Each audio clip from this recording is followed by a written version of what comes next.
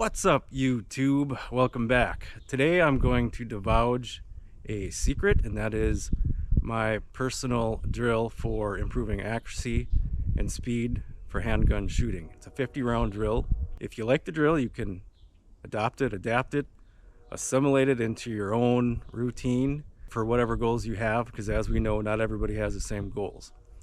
Now, a disclaimer: I am not trying to tell you what to do. I'm just telling you what I do. I'm just an old North Dakota boy that likes to wreak havoc on the local deer population from time to time. I got a CCW. I love to shoot. So try to watch this video all the way through, and if you think, well, this guy has some decent accuracy, maybe you can glean something from it. So we've all done it.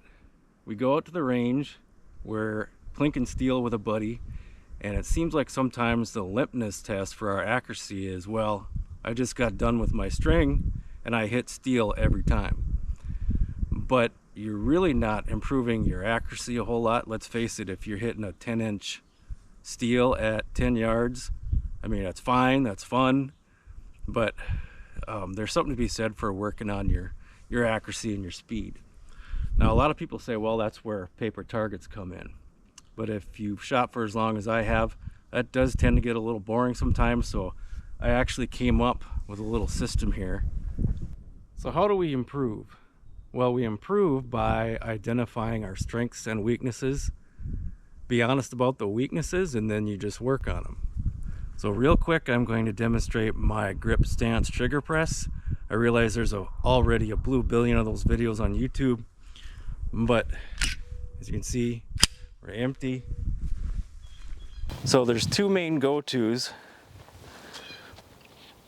Some people do the isosceles, which is standing square to the target, weight on the balls of your feet, bring the sights up to your dominant eye. Now, just a word of caution, don't go like this, because that creates a hinge point, and of course the gun wants to recoil like this, so eliminate that. Keep your elbows out. That's the isosceles. Now, what I do is a sort of a modified Weaver stance. If I start off square, I actually drop this back foot, the right foot back a little bit. Now, this arm is pretty rigid. In fact, I'm pushing the gun, and while I'm pushing the gun with my support hand, I'm actually pulling my support hand. So I'm creating an isometric type of pressure, which helps control recoil.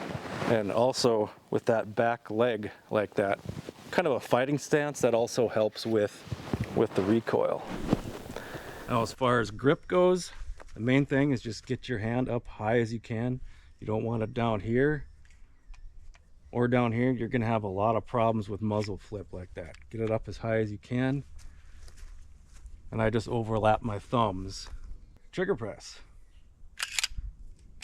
That's just a squeeze of the trigger on the pad of your finger, and I picture bringing it all the way back to my nose, trying to touch my nose. Now, a huge thing in accuracy is just being able to pull the trigger without moving the gun. Well, how do you do that? Well, dry fire. If you can just pull the trigger and not move the gun,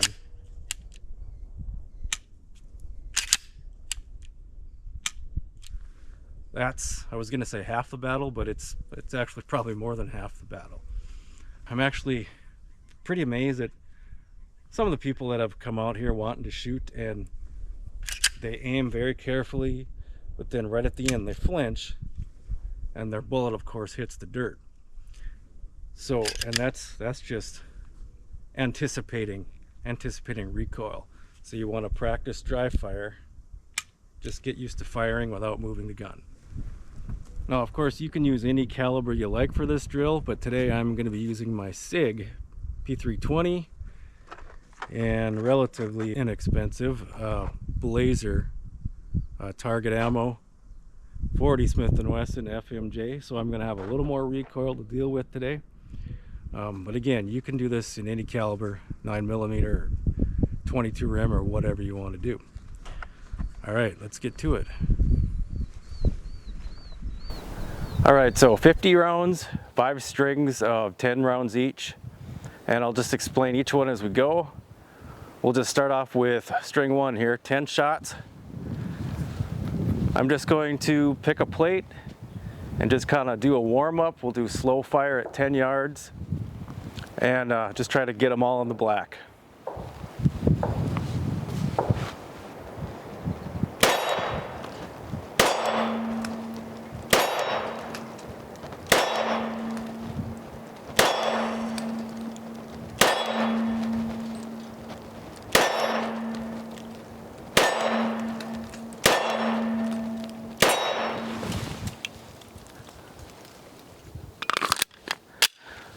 Okay, so now I'm going to do 2 shots per steel, top row.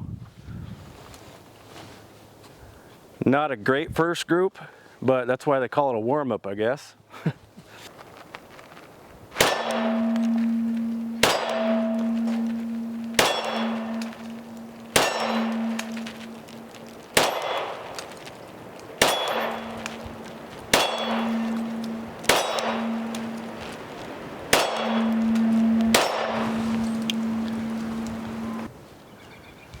Definitely pulling some today, but let's move on to string 3. And I've got 10 steel, so I'm just going to try to put a round in the center of each one.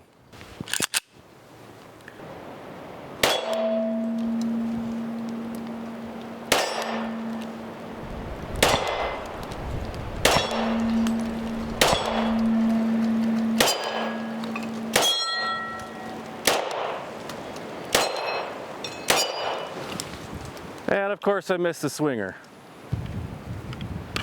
Okay, now we're gonna speed up a little bit. I'm gonna pick a plate and just put all 10 on that plate and just kind of speed up a little bit. Accuracy is getting a little better. I think I'm having an off day. Oh well.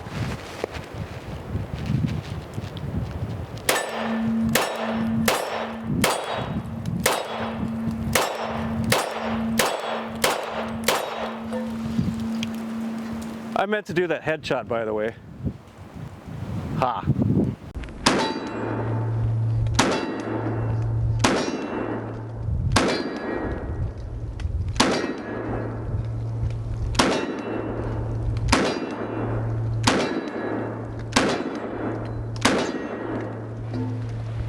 All right, string 5. I'm just gonna put a round on each plate again and just, again, try to pick up speed.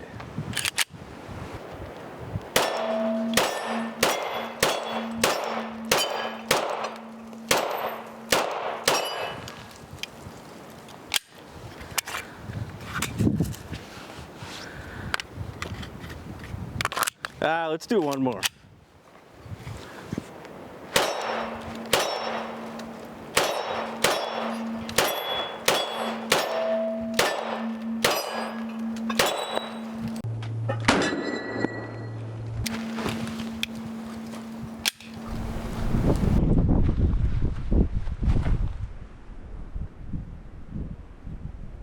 Well, here's a close-up look. Of course, 40 caliber is quite a bit snappier than the usual 9mm I might have used for this, but sometimes you just gotta challenge yourself.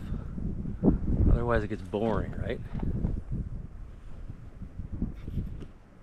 Well, I've definitely shot that drill better, but it is what it is.